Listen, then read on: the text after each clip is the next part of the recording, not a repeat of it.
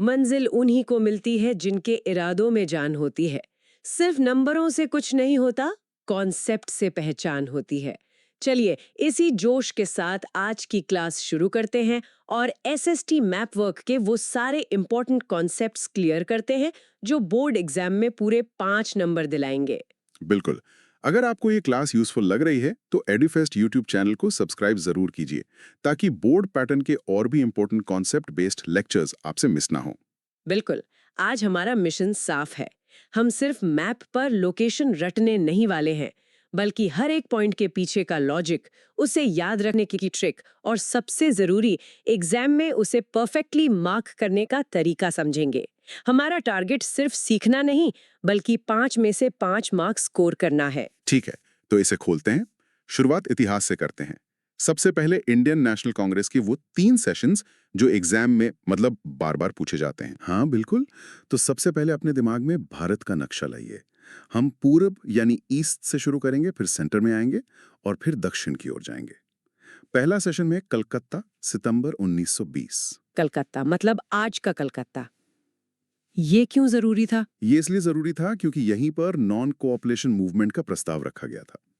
Location के लिए waste Bengal में एकदम ईस्टर्न कोस्ट पर देखिए, हुगली नदी के पास। अच्छा। और मार्किंग के लिए एक टिप है, कोस्ट के थोड़ा सा अंदर एक छोटा सा डॉट बनाएं और साफ साफ कैलकाटा सितंबर 1920 लिखें। लेबलिंग एकदम क्लियर होनी चाहिए। ठीक है, पूरब से अब कहाँ? अब ईस्ट से भारत के लगभग सेंटर में आइए। नागपुर, दिसंबर 1920, महाराष्ट्र में। अच्छा, तो कलकत्ता में प्रस्ताव रखा और नागपुर में? नागपुर में उस नॉन कोऑपरेशन प्रोग्राम को अडॉप्ट कर लिया गया, मतलब अपना लिया गया। इसे मार्क करने के लिए महाराष्ट्र के पूर्वी हिस्से में बिल्कुल सेंटर में एक डॉट लगाइए। ओके, और तीसरा सेशन? तीसरा है मद्रास, 1927। अब सीधे दक्षिण में जाइए, तमिलनाडु की कोस्ट लाइन पर, जो आज का चेन्नई है। मद्रास में क्या हुआ था? यहाँ साइमन कमीशन का बहिष्कार करने के रेजोल्यूशन पास हुआ। एक बहुत बड़ा फैसला था ये। इसे ईस्टर्न कोस्ट पर नीचे की तरफ मार्क करना है। ये तीनों याद रखने में कंफ्यूजन हो सकता है। इसके लिए एक शानदार तरीका है, SCDNMM। SC? हाँ, सितंबर कलकत्ता, दिसंबर नागपुर और मद्रास तो मद्रास ही है, 1927। और डायरेक्शन याद रखें, ईस्ट मतलब कलकत्ता से सेंटर यानी नागपुर और फिर साउथ यानी मद्रास। वाह, ये तो बहुत आसान हो गया। अब उन जगहों पर चलते हैं जहां स्वतंत्रता संग्राम के महत्वपूर्ण आंदोलन हुए। बिल्कुल। अब हम उत्तर से शुरू करेंगे, फिर बिहार जाएंगे और फिर गुजरात में हुए आंदोलनों को देखेंगे। ठीक है। सबसे पहले चंपारण, बिहार। ये इंडिगो प्लांटर्स मूवमेंट की जगह है। इसकी लोकेशन? बिहार में नेपाल बॉर्डर के पास, यूपी बिहार बॉर्डर के करीब। तो बिहार के ऊपरी पश्चिमी कोने में इसे मार्क करना है। समझ गई। और जलियांवाला बाग? उसके लिए बिल्कुल ऊपर चलिए, पंजाब में अमृतसर, पाकिस्तान बॉर्डर के बहुत करीब। इसे पंजाब के उत्तरी हिस्से में मार्क करें। ये तो मतलब हर किसी को याद रहता है। हाँ, ये तो है। अब आते हैं गुजरात पर।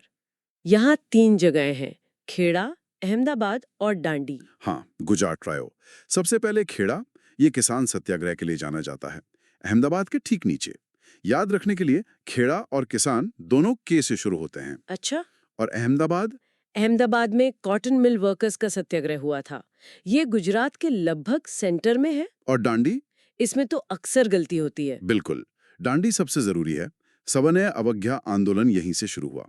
और ध्यान रहे, डांडी कोस्ट पर है, समुद्र के किनारे।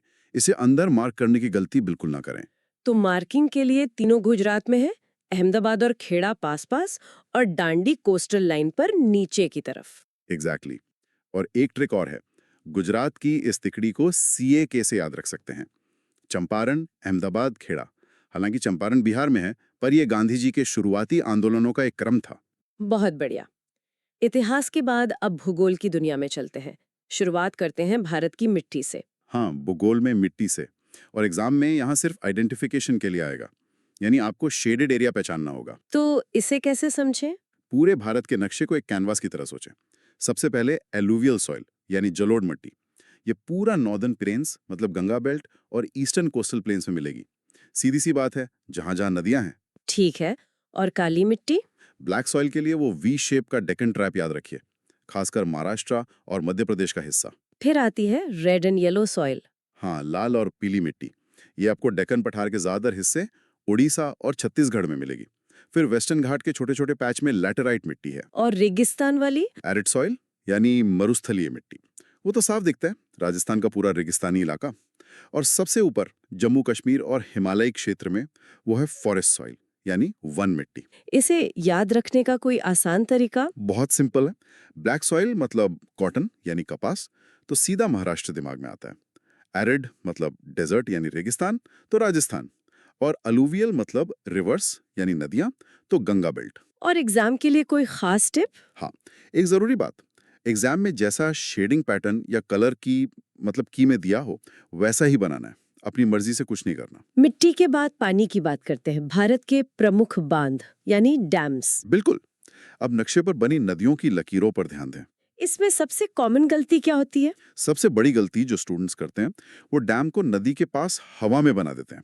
ऐसा नहीं करना है। डॉट हमेशा नदी की लाइन के ऊपर ही बनाना है। चलिए तो कुछ प्रमुख बांधों को देखते हैं। उत्तर में है सलाल, भाखड़ा नांगल और टेहरी। ये सब ऊपर जम्मू कश्मीर, हिमाचल और उत्तराखंड में है। पश्चिम में? पश्चिम में राणा प्रताप सागर जो राजस्थान एमपी बॉर्डर पर है, और सरदार सरोवर गुजरात में नर्मदा नदी पर। और पूरब में? पूरब में एक ही सबसे जरूरी है, हीराकुंड ओडिशा में महानदी पर। और दक्षिण में? दक्षिण में दो हैं, नागार्जुन सागर कृष्णा नदी पर, और तुंगभद्रा जो तुंगभद्रा नदी पर ही है। इनको याद रखने की कोई ट्रिक है? हाँ बिल्कुल। महानदी पर हीरा मतलब महानदी पर हीराकुंड, और महाभारत से याद रखें कृष्ण और अर्जुन साथ में थे, तो कृष्णा रिवर पर नागार्जुना सागर। अगर आपको ये क्लास यूजफुल लग रही है तो एडुफेस्ट यूट्यूब चैनल को सब्सक्राइब जरूर कीजिए ताकि बोर्ड पैटर्न के और भी इम्पोर्टेंट कॉन्सेप्ट बेस्ड लेक्चर्स आपसे मिस ना हो। ठीक है, अब चलते हैं खेती पर। भारत की दो सबसे बड़ी फसलें चावल और गेहूं। हाँ, और इसमें आपको मेजर प्रोड्यूसिंग एरिया को शेड करना होता है। तो चावल कहाँ उगाया जाता है? चावल के लिए लोकेशन है जहाँ ज्यादा बारिश होती है, मतलब पूरा ईस्टर्न और कोस्टल इंडिया, जैसे वेस्ट बंगाल, बिहार, उड़ीसा, आंध्र प्रदेश और पूर्वी उत्तर प्रदेश। और गेहूं? गेहूं को चाहिए सर्दियों की धूप, तो ये मिलेगा पूरा नॉर्थ और सेंट्रल इंडिया में, पंजाब, हरियाणा, वेस्टर्न यूपी, राजस्थान। याद रखने का तरीका? बहुत आसान। राइस नीड्स रेन, तो वो कोस्टल और ईस्ट में है। व्हीट नीड्स विंटर सन, तो वो नॉर्थ और सेंट्रल में है। यूपी का क्या सीन है? वहां तो दोनों उगते हैं। सही सवाल। यूपी दोनों उगाता है, लेकिन पंजाब हरियाणा को व्हीट किंग्स माना जाता है। एग्जाम में इस बात का ध्यान रखना है। कैश क्रॉप्स की बात करें तो जैसे चाय, कॉफी, गन्ना, ये सब कहाँ मिलेगा? इसमें किसी एक मेजर प्रोड्यूसर स्टेट को मार्क करने के लिए आता है। जैसे चाय के लिए? चाय के लिए असम, कोई दूसरा ऑप्शन सोचना ही नहीं। नॉर्थ ईस्ट में असम को मार्क कर दीजिए। और जूट? जूट के लिए वेस्ट बंगाल, हुगली बेसिन का जो नमी वाला इलाका है वो इसके लिए बेस्ट है। गन्ना और कपास? गन्ना Uttar Pradesh, UP, northern plains का हार्टलैंड, और कपास के लिए गुजरात या महाराष्ट्र, मतलब ब्लैक सॉइल वाला एरिया। और कॉफी और रबर? दोनों के लिए सीधे दक्षिण जाइए। कर्नाटक कॉफी के लिए और केरल रबर के लिए। इसकी कोई मेमोरी ट्रिक? बस इतना याद रखिए कि कॉफी और रबर को साउथ इंडिया बहुत पसंद है, और जूट को बंगाल डेल्टा की नमी मतलब ह्यूमिडिटी पसंद है। खेती के बाद अब भारत की जमीन के नीचे छिपे खजाने यानी मिनरल्स की बात करते हैं। शुरुआत लॉ अयस्क आयरन ओर की खदानों से। हाँ, तो इसमें कुछ प्रमुख खदानें हैं, जैसे ओडिशा में मयूरभंज, छत्तीसगढ़ में दुर्ग और बेलाडेला, और दक्षिण में? दक्षिण में कर्नाटक में बेल्लारी और कुद्रेमुख। इसमें कोई कंफ्यूजन पॉइंट है? हाँ, एक है। दुर्ग जो छत्तीसगढ़ में है उसे दुर्गापुर स्टील प्लांट से कंफ्यूज नहीं करना, जो वेस्ट बंगाल में है। याद कैसे रखें? देखिए, मयूर यानी पीकॉक उड़ीसा में नाचता है। बैला यानी बुल का हम्प जैसा रेंज छत्तीसगढ़ में है, और कुद्रेमुख का मतलब घोड़े का चेहरा होता है जो कर्नाटक में है। बढ़िया है। और एनर्जी रिसोर्सेज, कोयला और तेल कहाँ मिलता है? कोयले की खदानें ज्यादातर ईस्ट में हैं, रानीगंज वेस्ट बंगाल में, बोकारो झारखंड में, और तालचेर उड़ीसा में। साउथ में भी है कोई? हाँ, साउथ में नेवेली है तमिलनाडु में। ये लिग्नाइट कोयले के लिए फेमस है। और तेल क्षेत्र यानी ऑयल फील्ड्स? तेल के लिए दो मेन एरिया हैं, एक नॉर्थ ईस्ट में जहां डिगबोई और नहर कटियां हैं, दोनों असम में। डिगबोई सबसे पुराना है। और दूसरा? दूसरा है वेस्ट कोस्ट पर, गुजरात में अंकलेश्वर और कलोल, और समुद्र के अंदर मुंबई हाई और बसीन। मुंबई हाई को लेकर एक जरूरी बात है शायद। हाँ, सबसे जरूरी।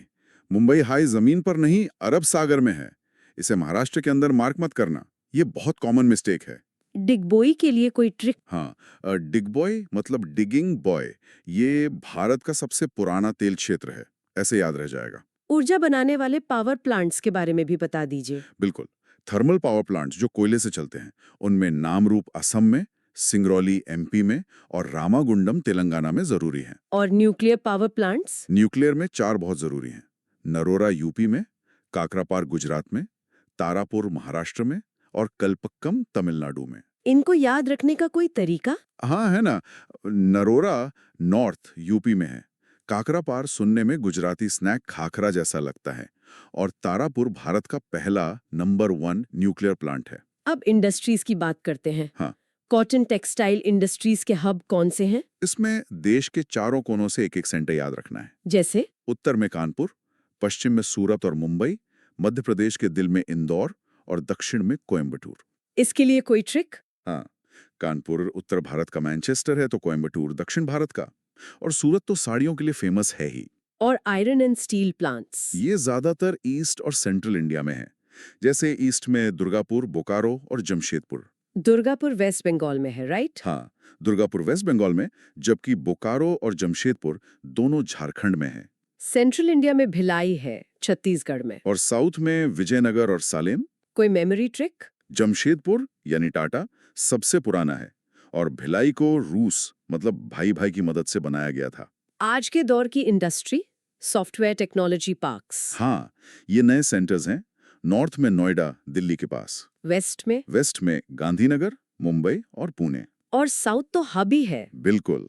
साउथ में बेंगलुरु जो भारत की सिलिकॉन वैली है, फिर चेन्नई, हैदराबाद और तिरुवनंतपुरम। कोई मार्किंग टिप यहाँ? हाँ, पुणे जो है वो मुंबई के पास है, लेकिन कोस्ट पर नहीं है, थोड़ा अंदर की तरफ है। इसे मार्क करते वक्त ध्यान रखना है। याद रखने के लिए? बेंगलुरु तो सबको पता है, सिलिकॉन वैली है। और गांधीनगर वेस्ट में इकलौता कैपिटल सिटी पार्क है जो सिलेबस में है। आखिर में लाइफलाइंस ऑफ नेशनल इकोनॉमी, बंदरगाह और हवाई अड्डे। बिल्कुल। सबसे पहले समुद्री बंदरगाह यानी सी पोर्ट्स। वेस्ट कोस्ट पर कौन कौन से हैं? वेस्ट कोस्ट पर ऊपर से नीचे का ऑर्डर है कांडला, मुंबई, मर्मगांव, न्यू मैंगलोर और कोची। और ईस्ट कोस्ट पर? ईस्ट कोस्ट पर नीचे से ऊपर तुतिकोरिन, चेन्नई, विशाखापत्तनम, पारादीप और हल्दिया। इन्हें याद रखने का कोई तरीका? वेस्ट कोस्ट का ऑर्डर है KMMNK और ईस्ट कोस्ट का TCVPH।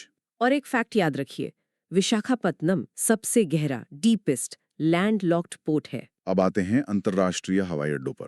हाँ, इसमें सिर्फ शहर का नाम नहीं, एयरपोर्ट का पूरा स्पेसिफिक नाम याद करना जरूरी है। जैसे अमृतसर में राजा सांसी एयरपोर्ट, दिल्ली में इंदिरा गांधी इंटरनेशनल, मुंबई में छत्रपति शिवाजी महाराज, और कोलकाता, हैदराबाद, चेन्नई। कोलकाता में नेताजी सुभाष चंद्र बोस, हैदराबाद में राजीव गांधी और चेन्नई में मीनमबक्कम। इसके लिए तो कोई अच्छी ट्रिक होनी चाहिए। बहुत आसान है। राजा अमृतसर में, नेताजी कोलकाता में, शिवाजी मुंबई में और इंदिरा दिल्ली में। ये 4 तो बिल्कुल नहीं भूलेंगे। तो ये था हमारा आज का मैप वर्क का पूरा कवरेज, हिस्ट्री से लेकर ज्योग्राफी तक। हाँ, पर एक बात सोचने वाली है, ये मैप पर सिर्फ डॉट्स या शेडेड एरिया नहीं है। तो ये क्या है? ये हमारे देश की अर्थव्यवस्था, इतिहास और संस्कृति की जीवन रेखाएं हैं। हर एक लोकेशन के पीछे एक पूरी कहानी है।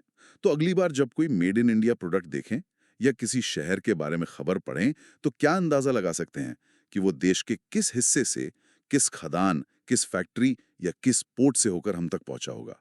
मैप्स को इस नजरिए से देखिए, ये सिर्फ नंबर नहीं, नॉलेज देंगे। इसी सोच के साथ एड्यूफेस्ट की तरफ से आपके बोर्ड्स के लिए बहुत बहुत शुभकामनाएं। Best of luck.